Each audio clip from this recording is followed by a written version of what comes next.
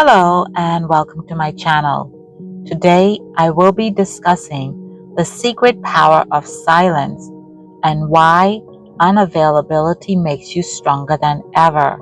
But before we get into this video topic, I invite you to check out the website shown in the description area below where you can download the ebook relating to this topic. Okay, let's get started with today's topic. There are people who can walk into a room and change the entire atmosphere without raising their voice, without explaining themselves, and without doing anything dramatic at all. They don't chase attention, they don't argue, they don't rush to be understood. Sometimes they don't even respond, and yet everyone feels them. Their absence speaks louder than most people's presence. Their silence creates tension, curiosity, and even respect. You might have noticed someone like this in your life and wondered how they do it. What makes them so powerful without trying? Now imagine if you did the same. Imagine if, instead of reacting instantly to every message, every demand, every emotional pull, you paused. Imagine choosing silence where you once rushed to explain, distance where you once chased approval, calm withdrawal where you once felt compelled to defend yourself. What do you think would happen? At first, it feels wrong, unnatural, even selfish. We're taught from an early age that being good means being available. Answer quickly, show up no matter what, say yes, be kind, be helpful. Don't upset anyone. Don't disappear. Don't create discomfort. Over time, this conditioning turns us into open doors. Anyone can walk in. Anyone can demand our energy.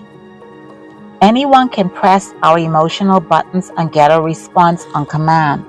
And that's where power quietly slips away. Every time you react automatically, you give something up. Your time, your emotional energy, and your attention.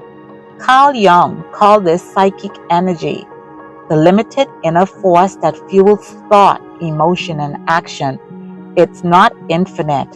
When you spend it recklessly, explaining yourself to people who aren't listening, soothing people who thrive on chaos, responding to provocation, you drain the very resources that gives you presence and strength. Most people don't realize this is happening. They think they're being nice, mature, loving, but what they're really doing is becoming predictable, and predictability is easy to manipulate. When someone knows you will always respond, always explain, always feel guilty, they don't need to respect you, they just need to press the right button. Your availability becomes their leverage. Your openness becomes their access point.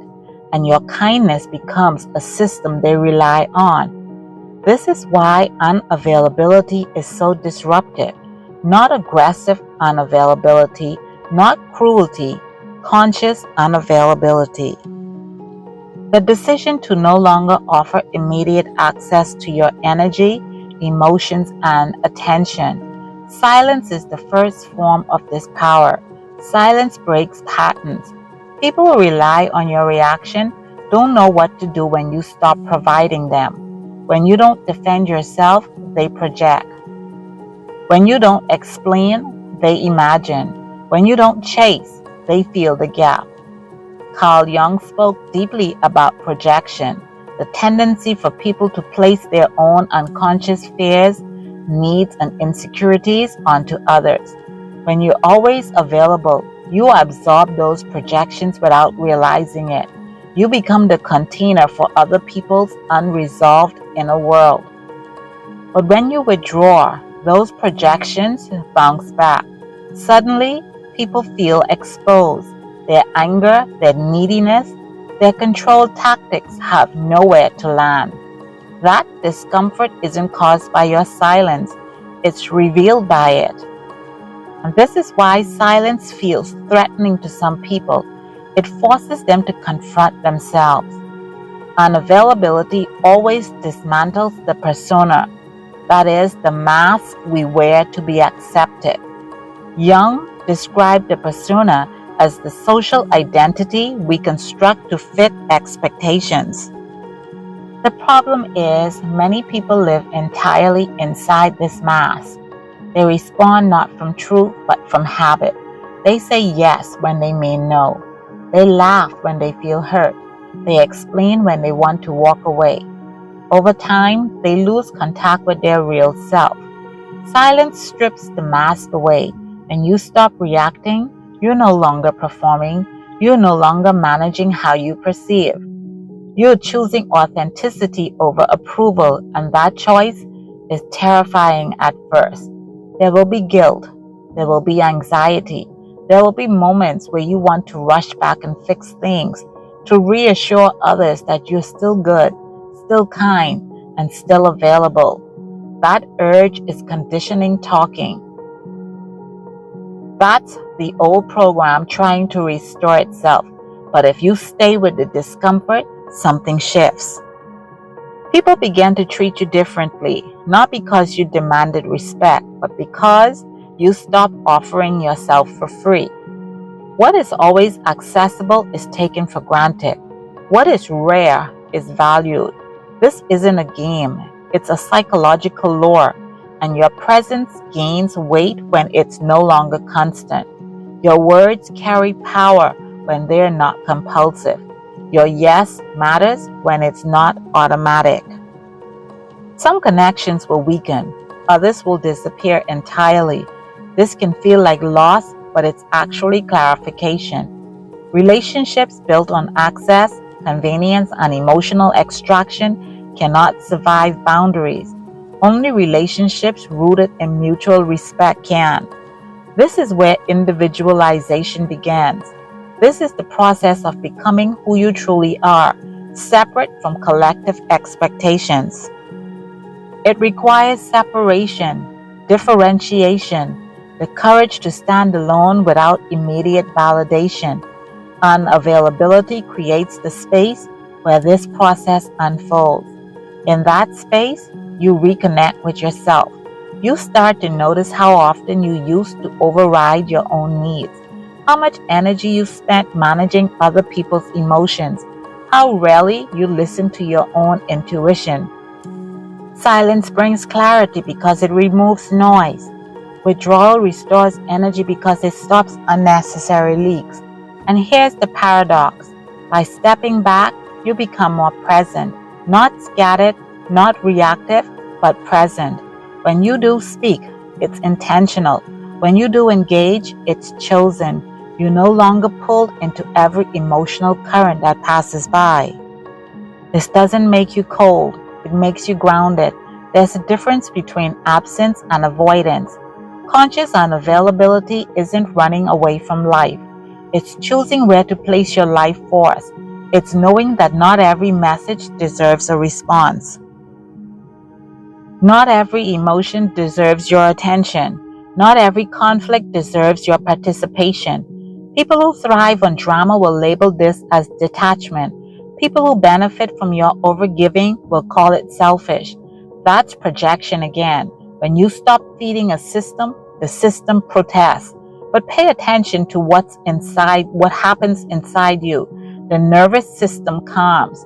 The constant pressure lifts, and you begin to feel solid, centered, and unshakable. You're no longer living in reaction mode. You're living from alignment. This is why unavailability is strength. It protects your psychic energy. It restores your autonomy. It allows you to act instead of reacting. Over time, something deeper happens. You stop needing to prove yourself. You stop explaining your boundaries, and you stop justifying your silence. You understand that your worth isn't measured by responsiveness, productivity, or emotional labor. It's inherent. And with that realization comes freedom. Freedom to choose who has access to you. Freedom to be misunderstood without panic. Freedom to let go of superficial approval in exchange for self-respect, freedom to be rare. This is the rebirth. The moment you realize that power isn't loud, it doesn't chase, it doesn't beg, it waits, it observes, it moves deliberately. When you are no longer perpetually available, you reclaim sovereignty over your psyche. You stop leaking energy into places that cannot nourish you.